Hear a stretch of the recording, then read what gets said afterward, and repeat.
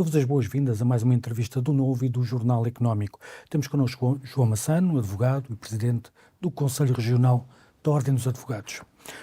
João Massano, bem-vindo e obrigado por ter aceitado o nosso convite.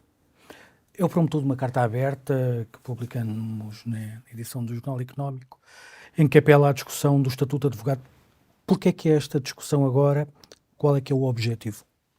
O objetivo é um objetivo que nós temos vindo a perseguir há muito tempo, nós, advogados, diria, que é discutir o nosso futuro, estando nós numa situação de reformas do Estatuto, de mudanças tecnológicas, creio que é a altura ideal para discutirmos que profissão queremos ter no futuro. E quando nós lançámos esta iniciativa da Carta Aberta, o que nós pretendemos, e que já temos advogados mais conhecidos e menos conhecidos que aderiram a esta carta e a esta nossa proposta, é fazer um debate na classe que permita dizer o que a classe quer no seu futuro e o que pretende ter enquanto advogado, qual o advogado que vamos ser, ou que os advogados que vamos ser daqui a 10 anos, 15 anos, que é algo que ainda não se está a fazer e que não se está a fazer de todo na Ordem dos Advogados. Eu diria que o mais importante neste momento é que advogado eu quero ser.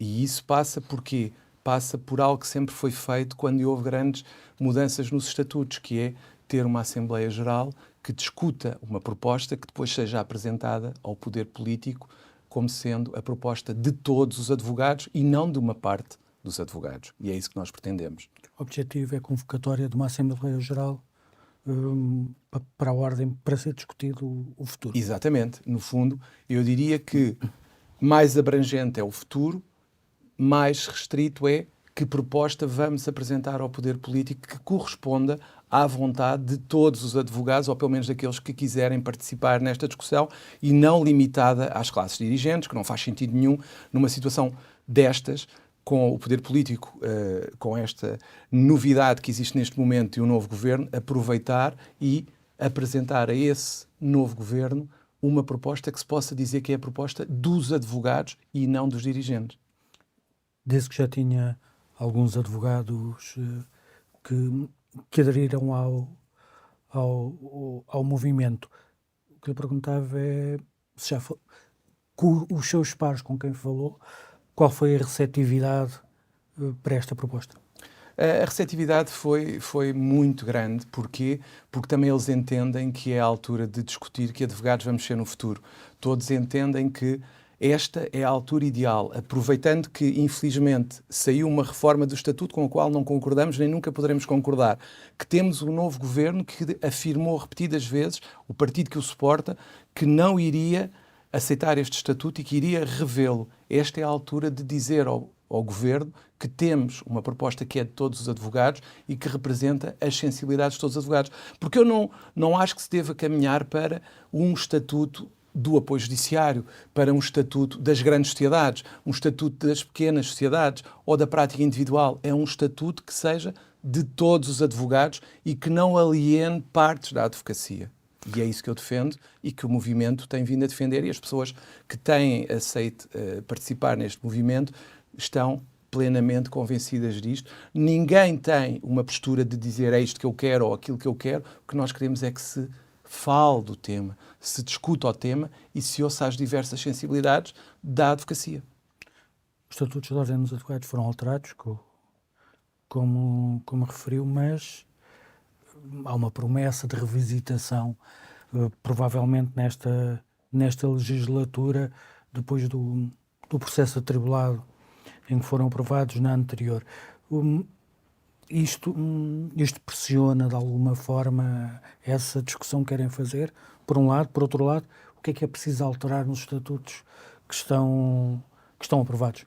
Primeiro, acho que é a conjuntura política ideal, porque se formos ver, de todos os partidos com representação parlamentar, há dois que claramente disseram que não concordavam com as alterações introduzidas pelo Partido Socialista, que são o PST e o Chega. Depois temos PCP e Bloco de Esquerda, que não concordam também com as alterações. Temos claramente uma maioria no Parlamento que, caso houvesse essa vontade política, poderia aprovar a revogação das alterações introduzidas e à aprovação, caso concorde, de um novo estatuto que reflita a vontade de toda a classe.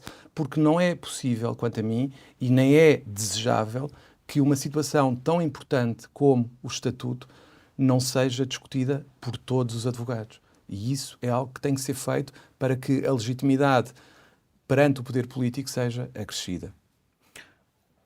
Quais são os principais desafios que se colocam à profissão, no seu entender, nesta altura? Falou nas novas tecnologias, na alteração do mercado, até por virtude do novo estatuto.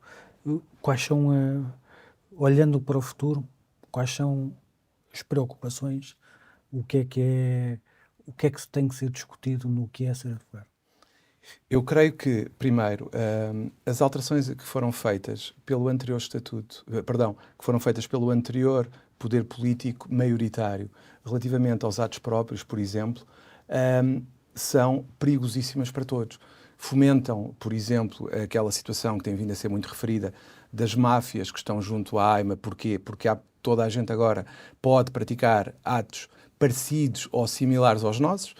Este alargamento da concorrência prejudica o cidadão e facilita o trabalho destas máfias que, através de vídeos no YouTube, conseguem captar clientes e praticar atos próprios de advogados. Esse é um tema que, para mim, é essencial que seja revisto, é a questão dos atos próprios.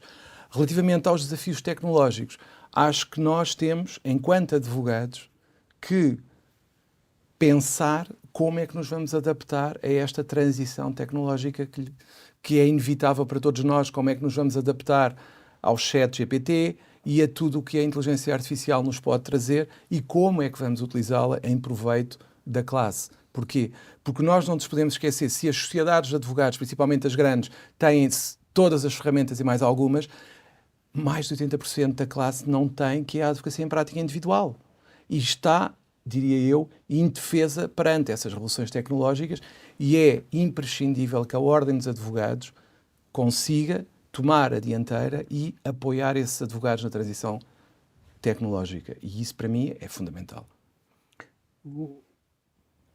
A segurança social, no caso dos advogados, a CEPAS tem sido também uma questão, um tema de debate na classe e uma questão, até lhe podemos chamar, fraturante.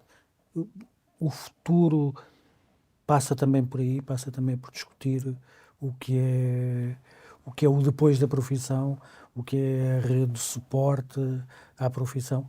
Eu creio que nós estamos perante uma encruzilhada. A primeira grande encruzilhada é: queremos ser profissionais livres ou queremos ser funcionários?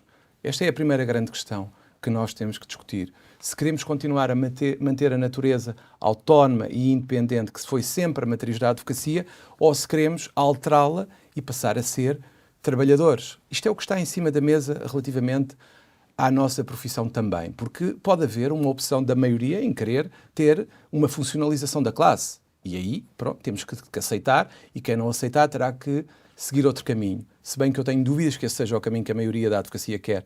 Pelo que eu falo e pelo que eu tenho ouvido, as pessoas querem continuar a ser livres, o que querem é ter alguma rede de apoio. Porque, reparem, aqui eu acho que nós temos um referendo que diz liberdade de opção, não diz integração na segurança social. Agora, a liberdade de opção, como é óbvio, pressupõe que eu saiba o que estou a escolher e que eu estou informado para essa escolha. E neste momento eu entendo que não existe um debate suficiente que permita uma escolha informada. E mais, acho que está tudo em cima da mesa. Ou seja, nós temos que, com clareza e sem receios, assumir que ou a CEPAS se reforma e dá aquilo que os advogados querem em termos de assistência, porque é o que está em causa, uma maior assistência, quer na doença, quer em outras situações difíceis que todos nós advogados atravessamos, ou vamos todos para a segurança social, mas com a certeza do que lá vamos encontrar e não atirarmos, desculpa a expressão, para um buraco negro. E depois, parece-me que toda esta questão tem sido feita uma certa clivagem geracional. Porquê? Porque se tem feito um jogo de atirar os mais jovens contra os mais velhos que estão a receber reforma. Eu não defendo isso. Eu entendo que tem que haver um equilíbrio entre o interesse dos mais novos e o interesse dos mais velhos e que impeça esta clivagem que tem vindo a ser exaltada por algumas pessoas e que não traz nada a ninguém. É insustentável que se continue a ter taxas de incumprimento na ordem dos 21%. É insustentável, quanto a mim também, que uma ordem dos advogados venha patrocinar pessoas que não cumpriram as suas obrigações com a CEPAS, porque, independentemente de tudo, é o sistema que existe e que temos que salvaguardar, porque é o que paga as reformas dos colegas mais velhos, e nós temos que pensar o seguinte: se queremos acabar com a CEPAS, se queremos terminar com esta proteção que temos, primeiro temos que a acabar. Enquanto ela estiver a existir e for o nosso sistema previdencial, ela tem que sobreviver e não podemos colocar em risco a reforma dos mais velhos. A nossa solidariedade geracional tem que existir e não podemos estar a tomar medidas que coloquem em causa essa sobrevivência. Refere-me uma clivagem. Eu perguntava-lhe de uma forma mais generalizada se é possível, nesta discussão, haver uma maioria esclarecida, haver pontos de união quando temos essa clivagem geracional, mas depois temos interesses diversos entre prática individual e grandes escritórios. A classe não é homogénea, não tem sido homogénea e tem-se mostrado, aliás, conflituante entre grupos. É possível chegar a um consenso? Eu entendo que é possível chegar a um consenso. Acho que tem que se encontrar e tem que se procurar o mínimo denominador comum que permita juntar todas essas tendências que existem dentro da classe. Porque há algo que nos define, que é a matriz da advocacia e o facto de sermos profissionais liberais e autónomos. E é a partir daí que nós temos que construir o edifício, de forma a que se consiga abranger as diversas tendências e não exaltar umas contra a outra. E fazer com que haja estas clivagens geracionais e entre práticas, porque não podemos estar permanentemente a estimular a luta entre, por exemplo, a prática individual e a prática societária, como se os grandes escritórios fossem os demónios e como se a prática individual fosse o ideal. Não, todas são formas de exercício da prática individual. Eu já estive dos dois lados e neste momento estou na prática individual e há coisas boas de um lado e coisas boas do outro e nós temos que saber juntar as duas práticas e unir na defesa de uma causa comum que é a advocacia, a dignidade da advocacia e a sua relevância na sociedade, que é isso que é o mais importante e que nos deveria juntar a todos, em vez de andarmos aqui a lutar uns com os outros. E isso, para mim, é algo que é possível, claramente. Já teve alguma reação nas conversas que tem tido do Conselho Geral sobre estas propostas de estar aberto à discussão do futuro dos advogados? Relativamente à questão que é o tema da Carta Aberta, o Conselho Regional de Lisboa, há 2 meses, mais coisa, menos coisa, enviou uma solicitação à Sra. Bastonária para que convocasse uma Assembleia Geral Extraordinária para a discussão dos estatutos e apresentação de uma proposta ao poder político. A resposta que obtivemos na altura, e que foi pública, foi vamos ouvir as classes dirigentes, os conselhos regionais e as delegações. Ora, eu acho que esta matéria tem que ir para além da classe dirigente e tem que ouvir toda a gente. Não podemos ficar fechados na classe dirigente. Numa altura em que sempre se fala, como há muito tempo se fala, do alinhamento das pessoas da ordem, nós temos que trazer as pessoas, ouvir a opinião delas e saber o que elas querem para o seu futuro. E depois passar para a forma de estatuto. É isso que eu defendo. E só isso. João Massano, muito obrigado. Obrigado a si que também nos acompanhou. Esta entrevista pode ser vista e lida nos sites do Novo e do JE, em o Novo.pt e em jornaleconómico.pt, onde continuará disponível. Estará também disponível em podcast nas principais plataformas.